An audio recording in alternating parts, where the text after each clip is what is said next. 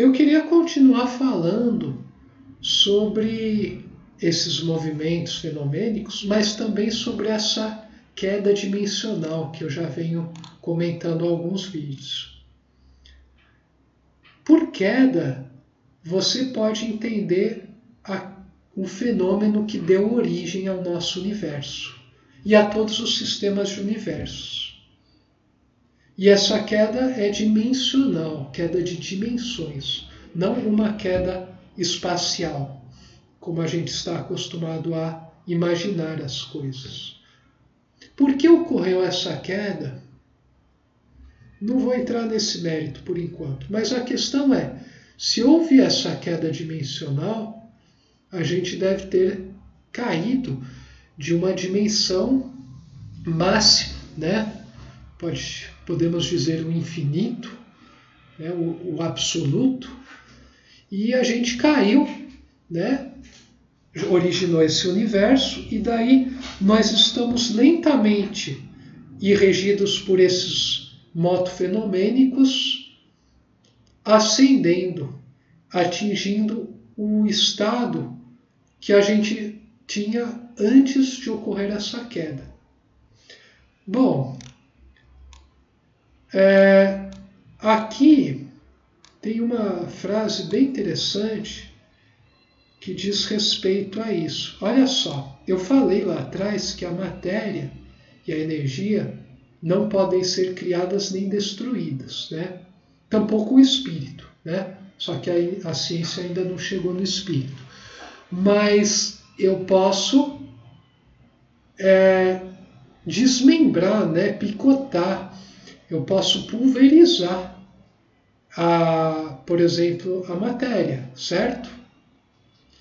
Então, digamos assim, você tem um vaso.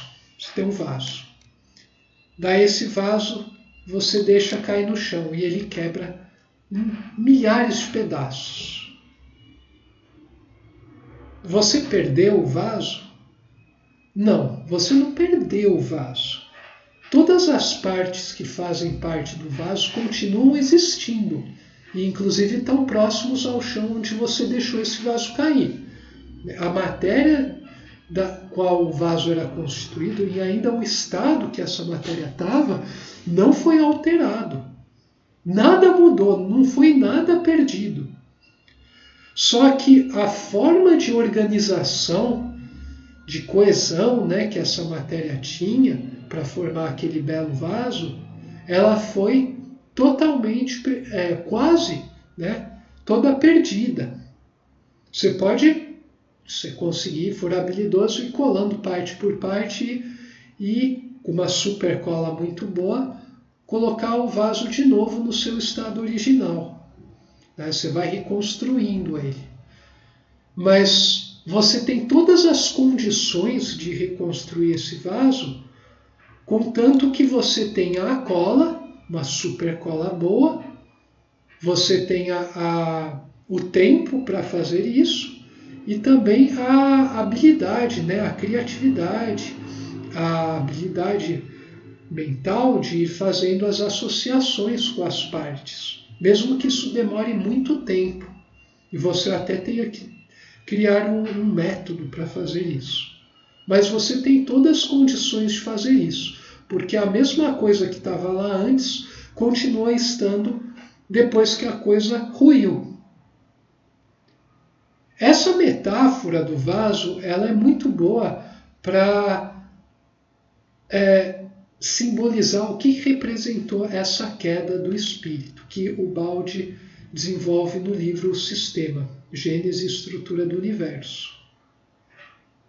Essa é a origem do nosso universo, né? E de todos os sistemas de universo.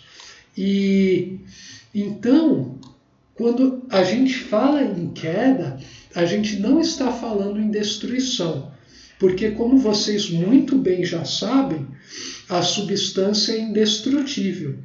E os espíritos que são as criaturas criadas pelo Criador, individuadas, né, pelo Criador, que usou de sua própria substância para criar a gente, né? só que sem se diminuir por isso, porque é infinito. Então, essa substância, ela não foi alterada, que nem os pedaços do vaso, continua tudo lá. O que mudou, né, foi a forma de organização dessas partes do vaso. E daí no âmbito espiritual, né, a gente pode dizer que a gente fez uma inversão de prioridades, seja lá de onde a gente tenha vindo, né? Não vou falar muito sobre isso por enquanto, mas a gente inverteu tudo.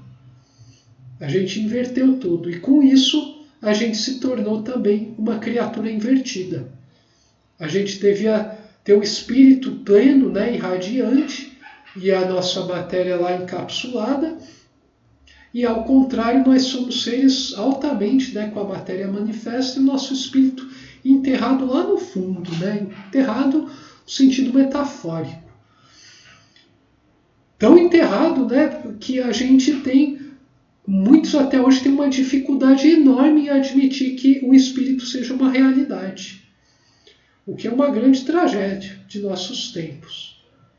Então, quando a gente fala em desmoronamento, esse movimento de queda que a gente viu, teve uma grande queda e tem várias microquedas e também microacessões ao longo dessa subida, né, ascensional.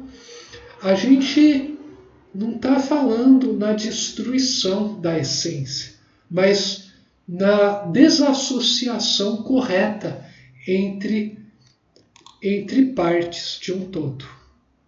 E assim, o que era indivíduo unitário se tornou bipartido. E dessa bipartição surgiu a pluralidade, né, a multiplicidade. Surgiu essa divisão interna do ser.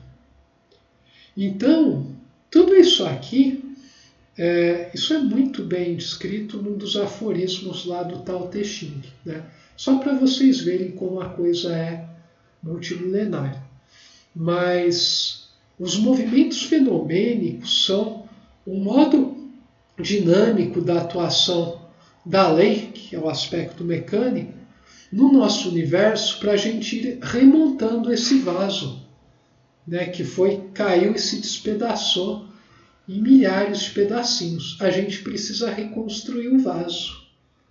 Porque se a coisa ficar tudo em cacos, é como se nós estivéssemos em cacos. Nós sempre, né, estivemos em cacos, desde que a gente caiu. O ser humano sempre está em busca de algo que lhe complete. Reparem nisso. O ser humano sempre está em busca de uma maior realização, de uma maior paz interior, de uma maior integração consigo mesmo e, consequentemente, com o resto do entorno.